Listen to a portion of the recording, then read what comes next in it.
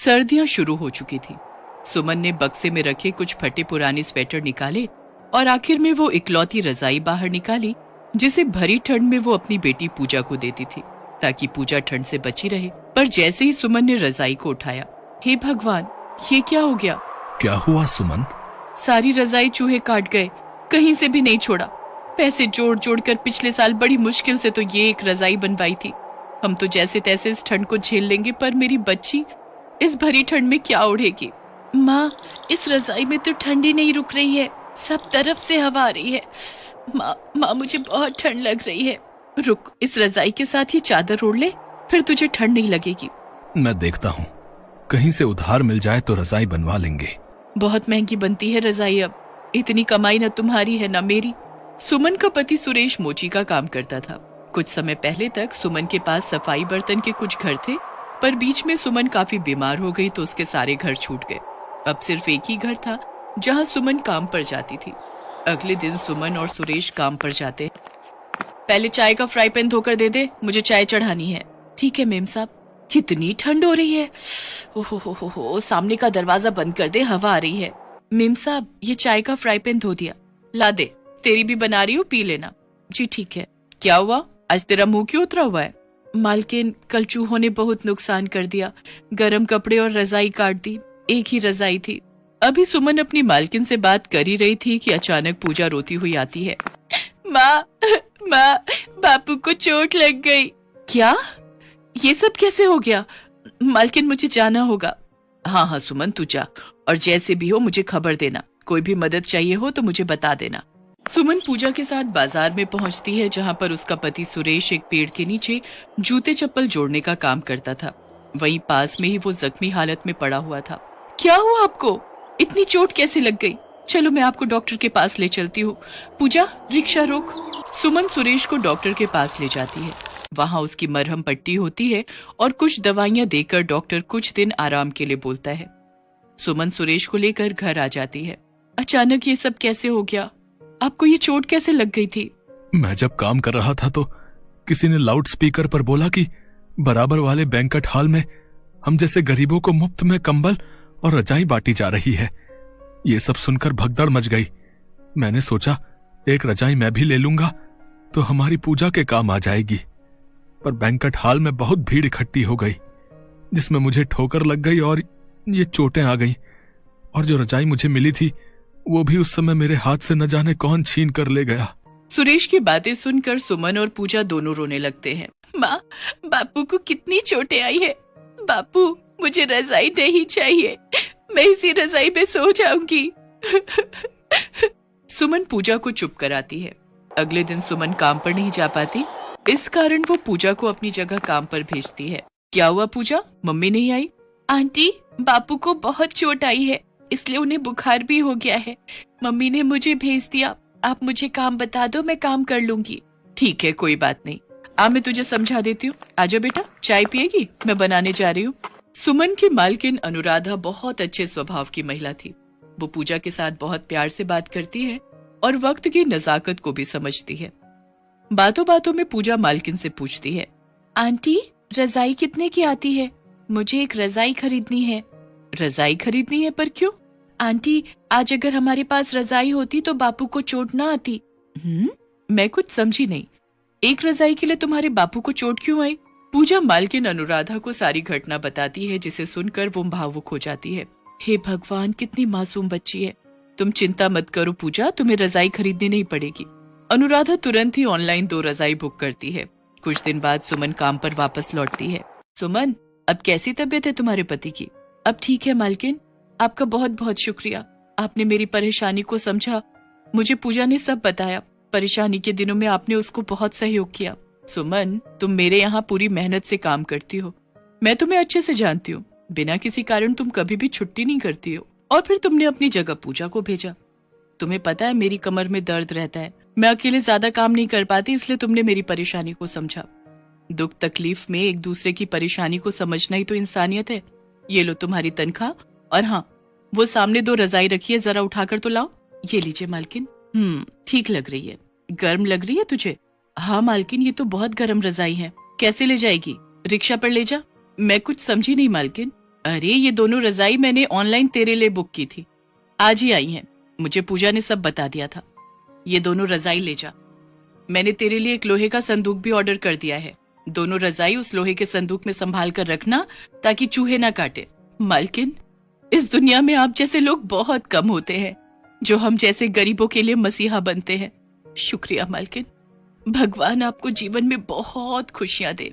अनुराधा की दी हुई दोनों रजाई लेकर जब सुमन घर पहुंचती है तो पूजा नई रजाई देखकर बहुत खुश होती है और झट से वो नई रजाई ओढ़ लेती है। आज पूजा के चेहरे पर एक नई रौनक थी। उन गरीबों को थोड़ी सी खुशी देकर अनुराधा ने सचमुच महानता का कार्य किया था।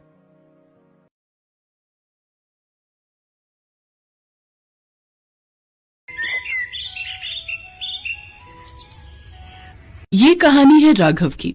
राघव का गांव पहाड़ी क्षेत्र में था, पहाड़ों और वादियों से ढका हुआ, जहां पूरे साल ठंड पड़ती थी। वो गांव हर दिन बर्फ की चादर में लिपटा रहता। राघव एक बहुत ही गरीब परिवार से था। उसके परिवार में उसकी पत्नी सुनिधि और उसका 6 महीने का एक बेटा चीनू था। राघव हर रोज जंगल से अपने घर के लिए लकड़ियां काटकर अपने खच्चर पर लाद कर ले आता, जिससे रोज आग जलाकर वो हाथ सेकते और घर को गर्म रखते। ठंड से बचने का यही एकमात्र उपाय था। अधिकतर गांव वालों के पास हीटर था, लेकिन राघव का परिवार गरीब था, इसलिए वो हीटर नहीं खरीद सकते थे, तो उसकी जगह वो लकड़ियां जलाकर अपना गुजारा करते। पर एक दिन जंगलों की कटाई पर रोक लगाने के लिए सरकार ने एक नियम लागू किया, जिसमें जंगलों की लकड़ियां काटना गैर कानूनी हो गया। एक दिन राघव अपने दोस्त केशव और किशोर के साथ बैठा था। वो आग लगाकर बैठे थे और हाथ सेक रहे थे। तभी केशव बोला, अरे भाइयों, तुमने ये खबर पढ़ी क्या कि अब सरकार ने जंगलों से लकड़ियां काटने पर पाबंदी लगा दी है, और अगर कोई काटता हुआ पकड़ा गया तो उस पर कड़ी सजा भी है। हाँ भाई, अब बताओ, ये इतनी ठंडी जगह है, यहाँ लोग हर रोज लकड़ियां जलाते हैं, तब जाके थोड़ी आग से गर्मी और राहत बनी रहती है। बिना लकड़ियों के तो आग ही नहीं जलेगी, लोग ठंड से ठिठुर कर मर जाएंगे। भाई भैया, हमारे गांव में तो गैस सिलेंडर हीटर सब है, हमें तो कोई जरूरत नहीं है लकड़ियों की। अरे भाई साहब, सब तुम्हारी तरह सुखी और संपन्न थोड़ी हैं। क्यों राघव, अब कुछ सोचा है तूने, क्या करेगा? हीटर खरीद ले भाई, लकड़ियों से गुजारा नहीं हो पाएगा। ठंड देख रहा है कितनी पड़ रही है। मुझे तो इसकी ही ज्यादा चिंता है। लकड़ियां नहीं मिलेंगी तो आग नहीं जला पाएंगे, और बिना आग के तो यहाँ गुजारा नामुमकिन है। आदमी भूख से बाद में ठंड से पहले मर जाएगा, और इतना पैसा भी नहीं है मेरे पास कि बाजार से हीटर खरीद के ले आऊं। तो भाई तू लकड़ी का हीटर ले ले। लकड़ी का हीटर मतलब? तुझे नहीं पता है? लकड़ी के हीटर के बारे में नहीं पता? काफी लोग कहते हैं कि उस काली पहाड़ी पर एक पेड़ है, उस पेड़ की ये खासियत है कि उसकी टहनियों को अगर तुम एक बार भी जला दो तो वो महीनों महीनों तक एक ही तापमान में जलती रहती है, और उन लकड़ियों से धुआं भी नहीं निकलता। और ऐसा सुना है कि वो पेड़ दिखने में बहुत सुंदर होते हैं। उनकी टहनियाँ नीले रंग की होती हैं और पत्ते गुलाबी रंग के। क्या यार, तू भी कैसी बातें कर रहा है? वो पेड़ पहाड़ी के सबसे ऊपर वाले हिस्से में मिलता है, और वहाँ जाना कोई बच्चों का खेल नहीं है।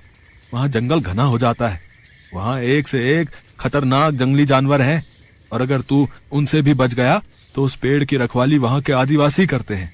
वो तुझे जान से मार देंगे, तो वहाँ जाना तो मौत को दावत देना है, और आज तक वहाँ कोई जा भी नहीं पाया है। हाँ, पर अगर कोई लकड़ियाँ लेकर आ जाए तो उसको किसी हीटर की जरूरत नहीं पड़ेगी फिर कभी। राघव उनकी बातें सुनता है, पर बिना कुछ कहे वहाँ से उठकर चला जाता है। घर की तरफ जाते जाते राघव अपने दोस्तों की बातें सोचता हुआ जाता है। राघव अपने घर पहुँचता है, तभी उसकी बीवी सुनिधि अपने बच्चों को गोद में लिए दरवाजे पर आ जाती है और पूछती, क्या हुआ जी, आप लकड़ियाँ लाए? लकड़ियाँ कहाँ से लाऊं? सरकार ने रोक लगा दी है पेड़ काटने पे। तो बिना लकड़ियों के खाना कैसे बनेगा और आग कैसे जलेगी? बिना आग के तो जिंदा ही नहीं रह पाएंगे। कहीं न कहीं से लकड़ियों का जुगाड़ करिए, या शहर से हीटर खरीद कर लाइए। अरे कम से कम चीनू की तो फिक्र करो, बिना आग के तो इसकी ठंड से बुरी हालत हो जाएगी। चीनू की चिंता मुझे भी है, पर क्या करूं, न इतने पैसे हैं कि हीटर खरीद सके, न लकड़ियां मिल रही हैं। पर तुम चिंता न करो, आज भर गुजारा कर लो, कल देखता हूं मैं कुछ। राघव ये बोलकर वहाँ से चला जाता है। रात में सोते समय राघव के मन में सिर्फ किशोर और केशव की बातें घूम रही थी। आखिर में वो सोच लेता है कि अगले दिन वो उस पहाड़ पर जाएगा और उस अनोखे पेड़ की लकड़ियां लेकर आएगा। अगली सुबह होती है। राघव सुनिधि को बिना बताए अपने खच्चर को अपने साथ लेकर उस पहाड़ी की तरफ निकल जाता है। राघव पहाड़ी की ऊंचाई की तरफ अपने कदम बढ़ाता जाता है। वो जितना ऊपर की तरफ जाता जंगल उतना ही खूबसूरत और खतरनाक हो जाता। उसे जगह जगह पर जहरीले सांप और तरह तरह के जंगली जानवरों की आवाजें सुनाई आती हैं। लेकिन राघव संभल कर चलता रहता है, पर रुकता नहीं है, क्योंकि उसकी आंखों के आगे उसके छोटे बच्चे और उसकी बीवी की तस्वीर रहती है, जो अगर वो लकड़ियां नहीं ले जा पाएगा तो उसके परिवार के लिए जीवन बिताना बहुत मुश्किल हो जाएगा। धीरे धीरे वो हर खतरों से लड़ता पहाड़ी के उस हिस्से तक पहुंच जाता है जहां पर वो पेड़ पाए जाते हैं।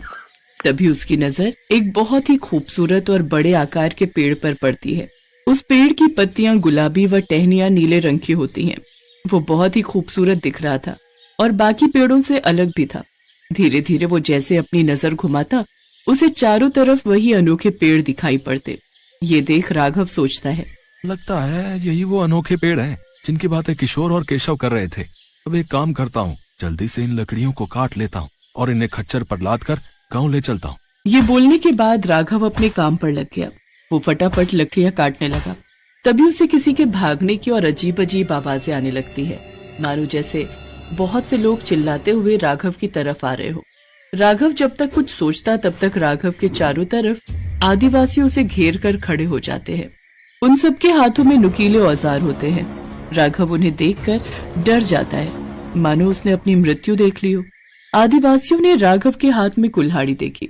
वे लोग राघव को उठाकर ले जाने लगते हैं। अरे छोड़ो, अरे कौन हो तुम? मुझे जाने दो, मुझे छोड़ दो रे। आदिवासी राघव को उठाकर अपने साथ कबीले में ले जाते हैं। राघव उनके कबीले को देखता है। सब मिलकर राघव को ले जाकर अपने सरदार के पास खड़ा कर देते हैं। सरदार, ये इंसान हमारे अग्नि वृक्ष को काट रहा था। हम इसे पकड़कर आपके पास लाए हैं। बताइए क्या किया जाए इसका? तुम लोगों की हिम्मत कैसे हुई यहाँ तक आने की, और यहाँ आकर तुम हमारे अग्नि वृक्ष को काट रहे थे ताकि नीचे जाकर तुम लोग उसे बेचकर उसका कारोबार कर सको? नहीं, रुक जाए, मेरी बात तो सुने। जिसके बाद राघव अपनी सारी परेशानियां सरदार को बताता है। सरदार उसकी सारी बातें सुनता है। हम नहीं जानते कुछ भी। मैं तुमको यहाँ से जिंदा नहीं जाने दूंगा, वरना तुम औरों को भी लेकर आ जाओगे और धीरे धीरे तुम लोग हमारे अग्नि वृक्ष को खत्म कर दोगे। नहीं, मुझे सिर्फ अपने परिवार को जिंदा रखने के लिए लकड़ियाँ चाहिए। ये पेड़ हमारे जीने का आधार है, इसी की वजह से हम लोग जिंदा हैं। यहाँ पूरे साल बर्फ पड़ती है, सूखी लकड़ियाँ मिलना मुश्किल हो जाता है।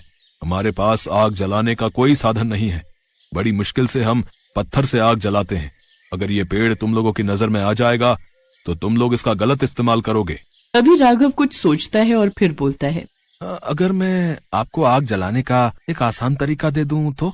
मतलब आप जो लकड़ियों और पत्थरों से आग जलाते हो ना, उसकी जगह एक ऐसा साधन दे दूं जिससे आसानी से आग जल जाए तो?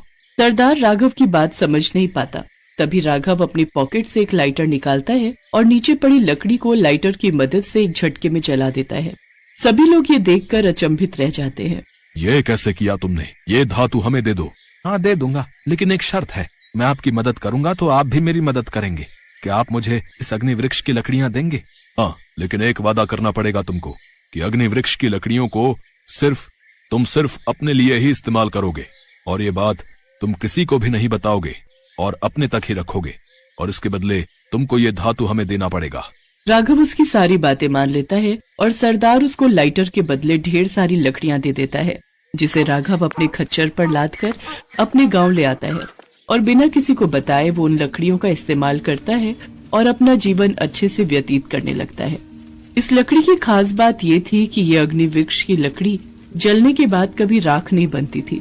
इसे जितना मन उतना जलाया जा सकता था और बुझाया जा सकता था। इस तरह राघव और उसके परिवार का जीवन खुशी खुशी बीतने लगा। इस कहानी से हमें ये शिक्षा मिलती है कि हमेशा एक दूसरे की मदद करते रहना चाहिए।